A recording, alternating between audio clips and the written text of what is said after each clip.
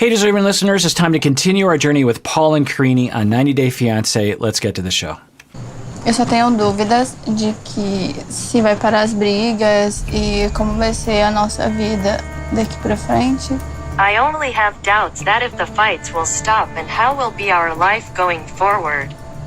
We just need to find a good stable middle ground and not fight all the time over everything, but just respect each other, love each other, and move forward together as a team.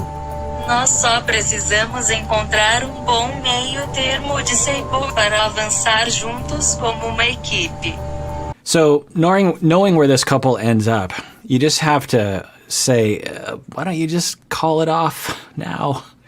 Because it gets so awful later. Now, maybe in another 5 years, they'll fall back in love and everything will be fine. But in the news right now, we're reading a lot of very concerning allegations, both directions. And you really just have to worry about the child and about the second child that might be coming along as well. Now, maybe there's a happy ending to this that you all know because I'm recording this mid to late August right now.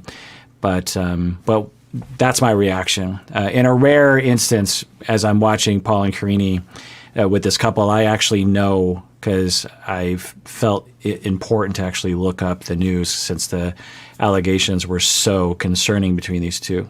But anyway, so that's my reaction. Because under normal circumstances, I might be like, well, let's see what you can do here. Maybe there's a way. Maybe there's a way the two of you can work things out and find a good place and become a good family for this kid. But knowing where this ends up, you just have to say, oh boy. Aí está o cordão umbilical, ó. Não passa nada pelo cordão, né? Pra cá não vem sangue.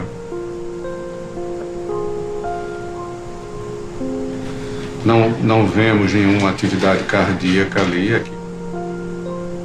Oh my God. And this is on television? I mean, this is one of those moments when I feel like the camera shouldn't be there. My cat agrees with this right now. Oh, this is awful. I mean, I thought for sure they're just building up the tension because they'll have this turn and the nice music will come on and everything will be fine. This is tragic. Oh, it's just so terrible. Nada de atividade. Tá parado, bebê.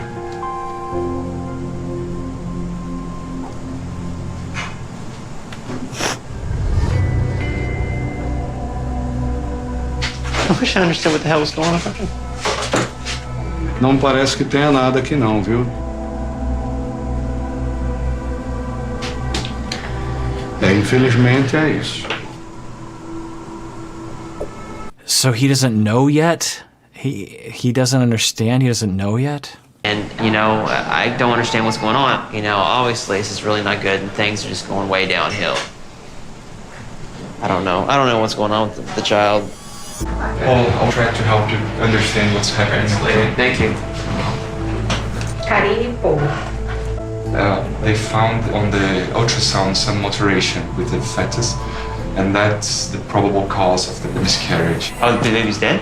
A ultrassom diz que parou ali naquele tamanho de 8 semanas. Probably stopped 1 week ago, the baby. Yes. So, I mean, maybe the couple doesn't mind, but can't the producers just let him have this moment without the cameras? I mean, they could interview him the next day. They could summarize. I realize, this is high drama, but I feel like it's going a little far in this moment.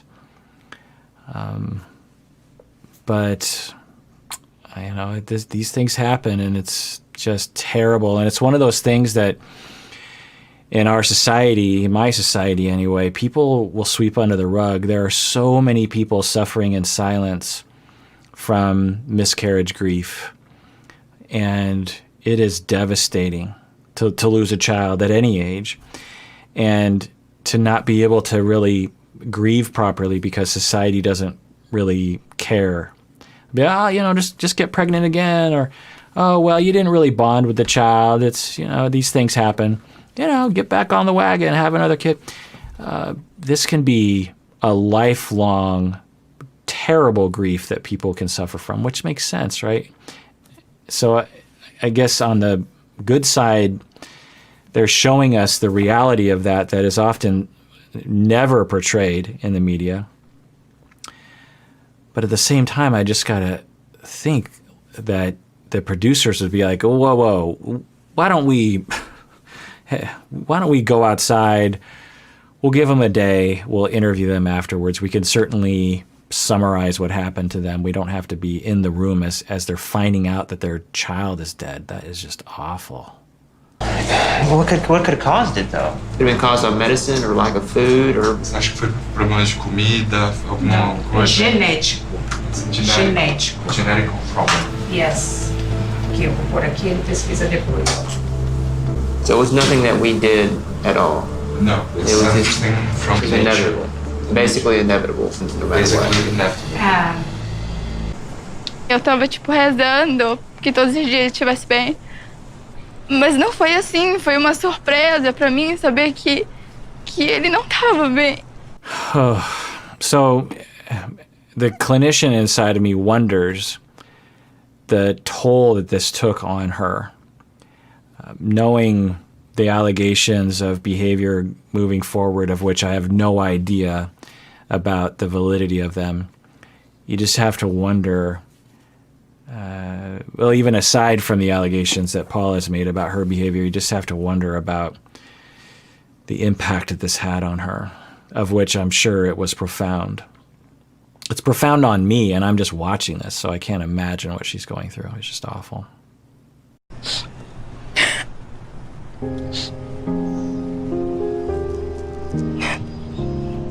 need to stay in the hospital to have this removed. How long should she be in the hospital for? Quanto tempo ela precisa ficar internada? 2 dias. 2 days. She's in shock. I'm in shock. We never saw this coming at all. We were already picking out names. We were already buying things for the baby.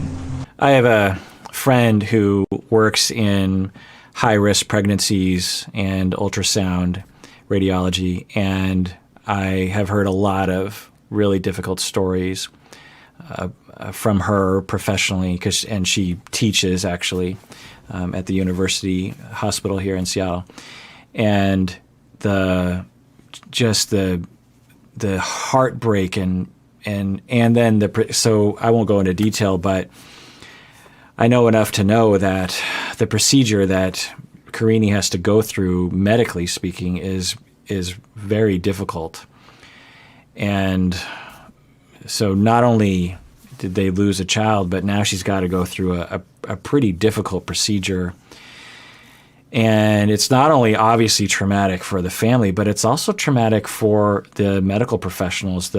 My colleague, and I know her colleagues that she works with, they often will go through these events because they have to break the news and they have to look at the ultrasound and go like, oh yeah, the child is deceased. It's not easy for them to go through. I mean, just because they do it as a profession doesn't make it easy. And then they just have to finish up with that patient, and then they just have to go on with their day. They don't have usually the space to cry and to let loose their emotions. And so it's just difficult for everyone. And really, as a society, we need to change so many aspects of this. One is we have to recognize that grief from miscarriage can be, not always, but it usually is profoundly difficult for people. There's so many different painful experiences that people go through. Often women will feel like their body isn't sufficient. They'll blame themselves. I should have done this, I should have done that, or I should have never tried to get pregnant because look what happened. And so there's a lot of self-blame. Obviously, there's just tremendous grief and depression, sometimes suicidality that can happen. It can really hurt a marriage, a relationship. It is you just don't know what's going to happen in the future. The trauma, it's literally traumatic. It'd be like you are outside and you see one of your parents die in a car crash. You like witness it happening. That image is burnt into your brain, and it can be very difficult to process those emotions. It's a very difficult vision to have in your brain.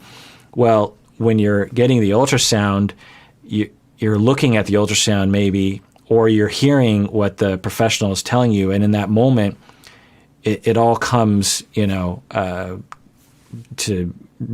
realize, oh my God, this is happening. It's similar. It can be a similar shock to the system for the entire family to have that being told to them. There's no easy way to tell people. You have to tell them.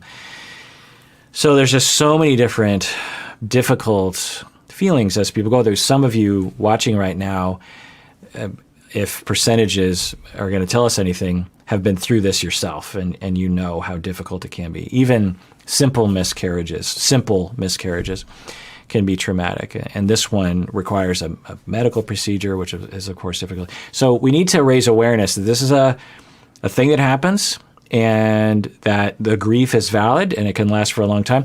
And we need to help people through ceremony. If someone has a 5-year-old child that dies, God forbid, we have a service, there's, a memorial, there might be a grave, and there will be lots of support and lots of talk. When it comes to miscarriages, usually people are just like, oh well, try again, you can get pregnant. People will say, 50% of pregnancies end in miscarriage. Did you know that? It's like, thanks, that's not helpful right now.